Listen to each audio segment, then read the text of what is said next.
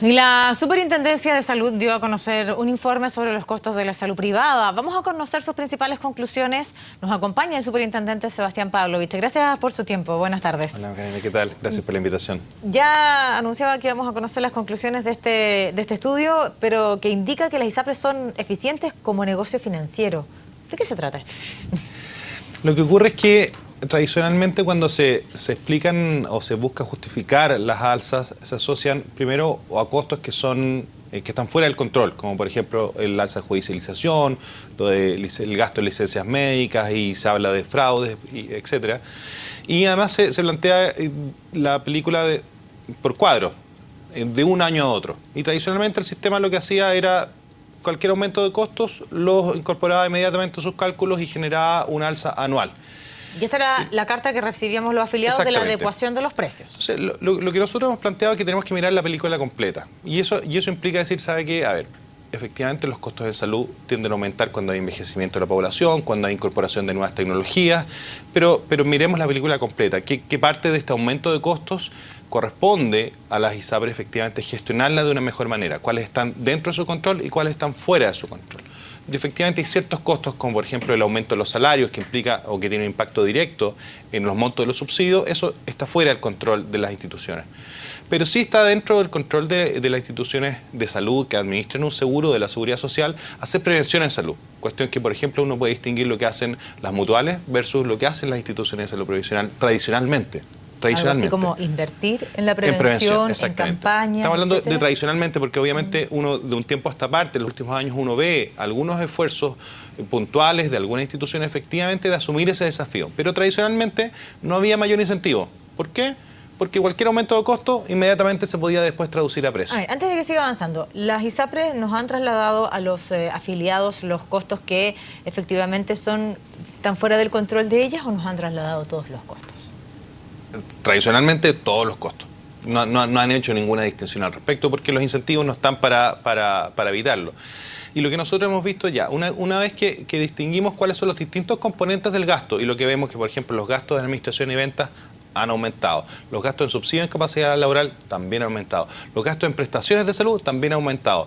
Pero ojo, veamos qué pasa con las prestaciones de salud, por ejemplo. Lo que vemos es que los precios se mantienen relativamente estables, incluso bajan. ¿De las prestaciones? Los precios de las prestaciones. O sea, el precio en el último año ha bajado un 1%. O sea, la tendencia, uno no mira un año, sino que mira varios años atrás y uno ve la tendencia bastante estable en los precios. ¿Y eso nos han trasladado de igual manera? Pero ¿qué sucede? ¿Dónde han aumentado los costos? En la cantidad de prestaciones. Han aumentado casi por 4 en los últimos 3-4 años. Y eso, la pregunta, bueno, y en la gran explicación que muchas veces han dado, como aumentan la cantidad de prestaciones, la gente está gastando más, tenemos que esos costos adicionales traspasarlos.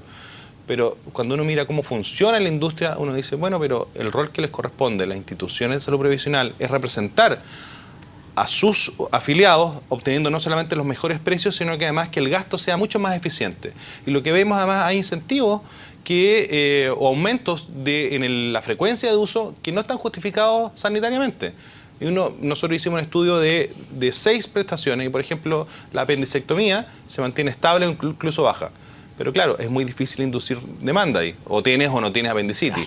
Pero, por ejemplo, el TAC abdominal se ha duplicado en los últimos 7 años, la cantidad de prestaciones vinculadas al escáner abdominal. Y uno dice, ¿habrá algún incentivo, alguna falla de mercado que esté generando mayor uso, no necesariamente justificado desde el punto de vista asistencial o sanitario?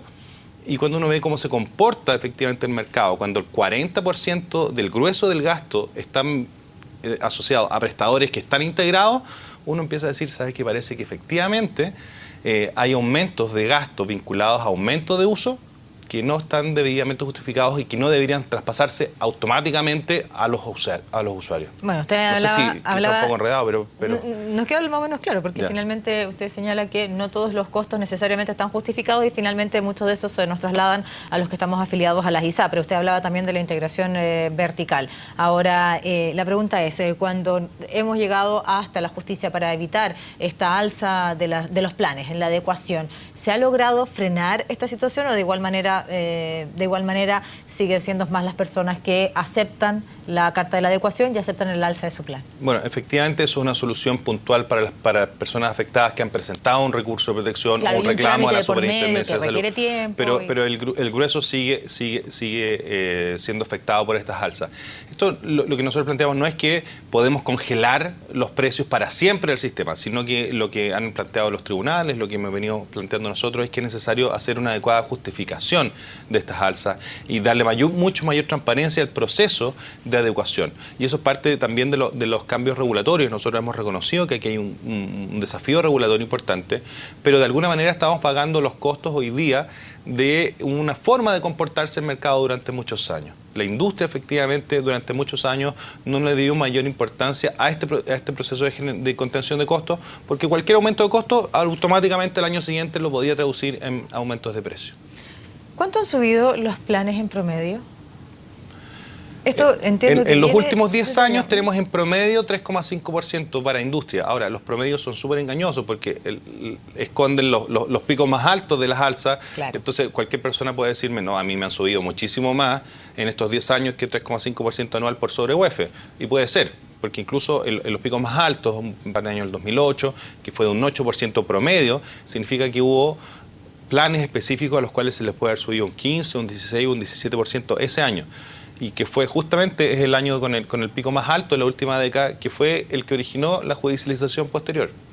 Superintendente, esta radiografía que usted presentó esta jornada deja en evidencia lo que decíamos, es que las ISAPRES son eficientes como negocio financiero. Ahora, la pregunta es, ¿cómo en este caso lograr tener mayores beneficios? Uno entiende, y usted lo planteaba también al inicio de esta entrevista, que hay costos que no pueden controlar ni las propias ISAPRES y uno puede entenderlo también. Pero hay otros que sí pueden controlar las ISAPRES y que no lo hacen porque no hay un incentivo vinculado de por medio. Por lo tanto, ¿cómo hacer el cambio ahí y qué tenemos nosotros, los afiliados, que exigir a nuestra ISAPRES, decir, bueno, me está subiendo el precio, pero ¿cuánto de esto podrías evitarlo? Bueno, hay un desafío planteado importante, desde los tribunales justamente para las ISAPRES para justificar adecuadamente las alzas. La principal recomendación para los usuarios es utilizar adecuadamente su plan. Eso lo primero. Y en el sentido de saber bien cuáles son sus derechos, cuáles son sus prestadores preferentes, dónde puede sacarle mejor partido a su plan. Y también tiene que ver con una recomendación quizás general, de usar adecuadamente o contribuir a usar adecuadamente los recursos en salud. Muchas veces parte del anecdotario se dice, oye, me mandaron a hacer muchos más exámenes de lo que correspondía, me parece sospechoso esto. La evidencia nos dice que efectivamente hay más exámenes, o se indican muchas veces más exámenes de los que son necesarios. Ahora, mire qué curioso el desafío. ¿Cómo podemos hacer un correcto uso de nuestro plan de ISAPRE cuando muchas veces uno va, y aquellos que estaban en la salud privada y que tienen la posibilidad de elegir, van a un determinado facultativo más bien porque es el que le genera confianza o porque ha sido su médico de toda la vida, o con distintas razones que no guardan relación necesaria por cuánto me cubre la ISAPRE en este determinado lugar? ¿Cómo hacemos un correcto uso del plan?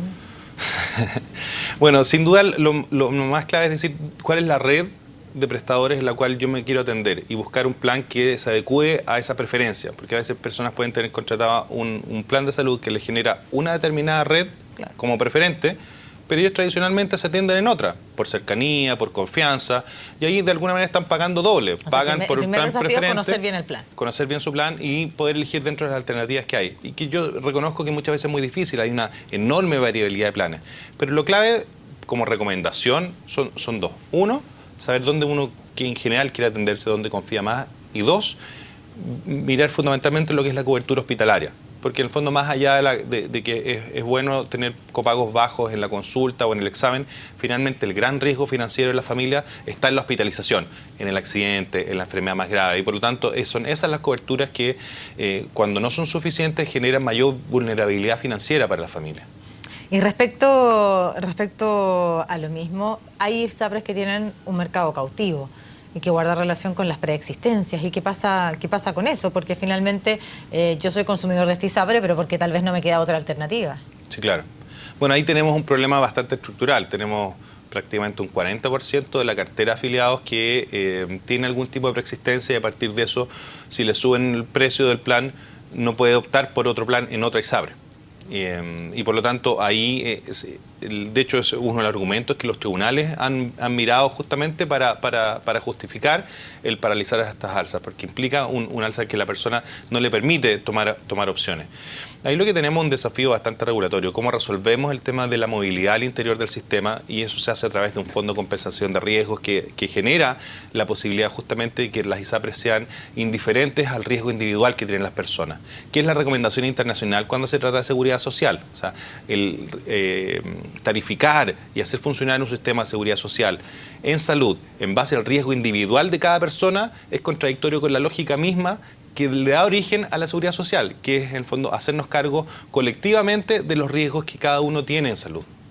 ¿Este estudio está disponible para aquellos que lo quieran conocer? Está la presentación, sí, debe estar publicada. Esto, más que un estudio específico, en el fondo es un análisis de una serie de datos que nosotros quisimos, de alguna manera, con eso contribuir a que el debate se haga también, no solamente con frases o con discursos, sino que también con algo de evidencia, que es la que nosotros hemos podido acumular en el tiempo. Y algo de lo que hemos podido compartir ahora. Gracias por acompañarnos. Encantado, gracias por la invitación.